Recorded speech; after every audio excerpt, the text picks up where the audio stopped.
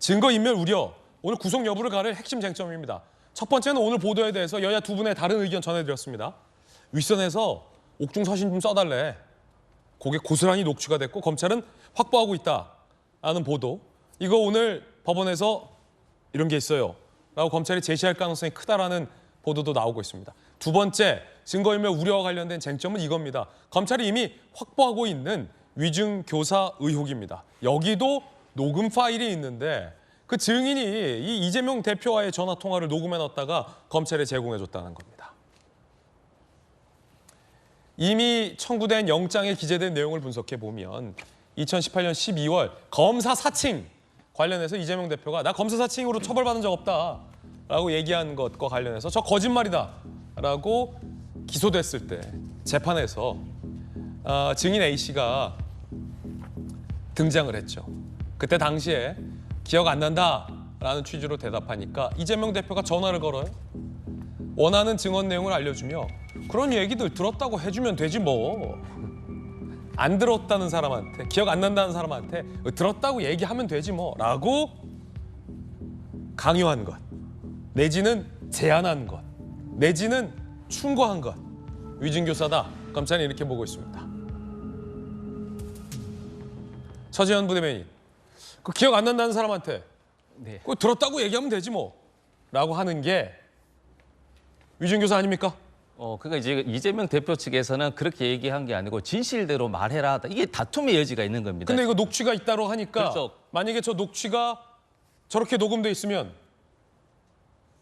그럼 이제 이재명 대표 입장에서는 위증교사가 될 수 있는데 지금 근데 이게 검찰 입장에서도 좀 궁색한 것이 사실 2년 동안 뭐 백현동이라든지 쌍방울 대북 송금 관련해서 사실 모든 대한민국 국민이 이 두 건만 병합하는 줄 알았는데 갑자기 검사 사칭, 즉 이재명 대표는 저 도주 우려는 없지만 증거인멸을 어떻게 보면 예전에도 했기 때문에 앞으로 할 것이다라는 추측성 혹은 자신이 없는 저는 반증이라고 보는 것이거든요. 하긴 뭐 예전에도 했기 때문에 지금도 한다라는 보장은 없죠. 그렇죠. 그리고 위증 교사에 대해서 그리고 이 부분이 저희가 2년 동안 논쟁이 있었던 것이 아니고 백현동 사건과 쌍방울 대북에 관련해서 이런 대납 사건에 대해서 대북 사건에 대해서 이야기를 하는 것이지 느닷없이 검찰이 이런 녹취를 또 제시하고 또 다툼의 영역이 있는 이런 것을 이야기한다는 것은 사법부도 판단할 겁니다. 그럼 또 검찰에게 되묻겠죠.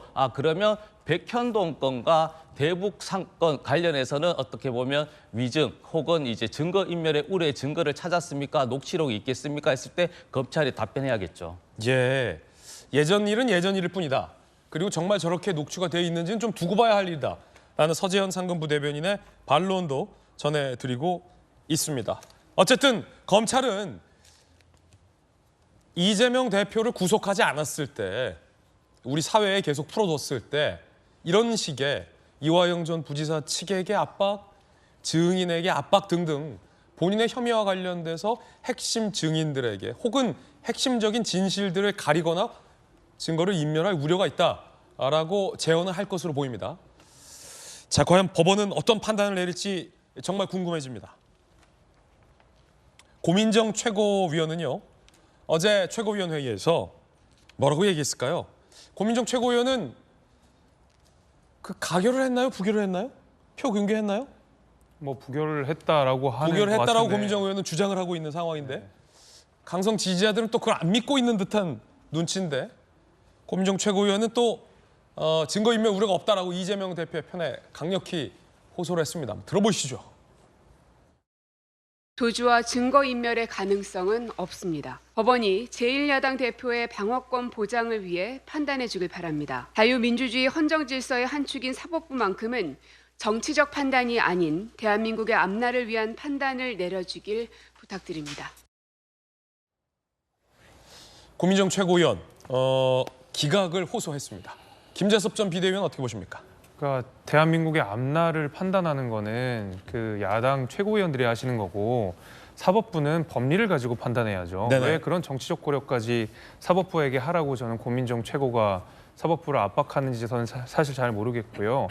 무엇보다도 증거인멸의 우려가 없다라는 말이 저는 사실 그렇게 납득되지가 않는 것이 뭐 앞서서 이재명 대표에 대한 압수수색이 뭐 400여 차례 이루어졌다라는 이야기를 하시는데 실제로 이재명 대표에게 직접적으로 압수수색이 들어간 경우는 거의 찾기 힘듭니다. 예를 들면 계좌 추적 몇 번 이런 정도였지 실제 이재명 대표의 자택을 압수수색한다든지 이재명 대표의 사무실을 압수수색한다든지 그러니까 이재명 대표와 직접적인 연관이 있는 장소들에 대한 압수수색은 그전까지 검찰이 안 했든지 못했든지 그렇게 됐어요. 당연히 야당 대표기 때문에 검찰 입장에서도 함부로 압수수색할 수 없는 겁니다. 오히려 그 400번이라고 하는 것에는 이재명 대표의 측근이라고 불리는 뭐 김용, 정진상 이런 분들의 압수수색을 통틀어서 이재명 대표가 400번 압수수색 당했다고 주장을 하는 것이지 실제로 본인이 400번 압수수색을 당한 게 전혀 아닙니다. 그리고 검찰이 정말 압수수색을 하려고 마음을 먹는다고 하더라도 지난해 그 시청자분들께서 다 기억하시겠지만은 민주연구원 그 김용 그 부원장의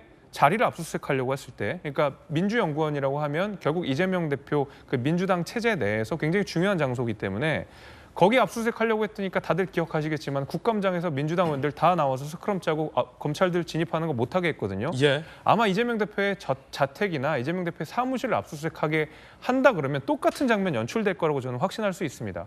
그렇기 때문에 이재명 대표가 주장하는 것처럼 400번 압수수색 당했기 때문에 증거 인멸 우려가 없다라는 얘기는 저는 민주당의 주장이라고 생각하고 오히려 아직까지 확보되지 못한, 그러니까 야당 대표로서 존중되는 그것 때문에 확보되지 못한 자료들을 이재명 대표가 추가 재판 진행 과정에서 예. 왜곡하거나 조작하거나 내지는 뭐 그 증거 인멸할 가능성이 저는 없지 않다고 봅니다. 그렇기 예. 때문에 저는 이제 구속이 훨씬 더 높고 고민정 의원의 말에도 전혀 동의하기 어렵습니다. 잠시 후면 이재명 대표가 영장 실심사를 받기 위해 법원에 도착할 것으로 보입니다. 지금 도착할 때가 거의 됐거든요. 이 이야기, 두 번째 이야기로 이어집니다.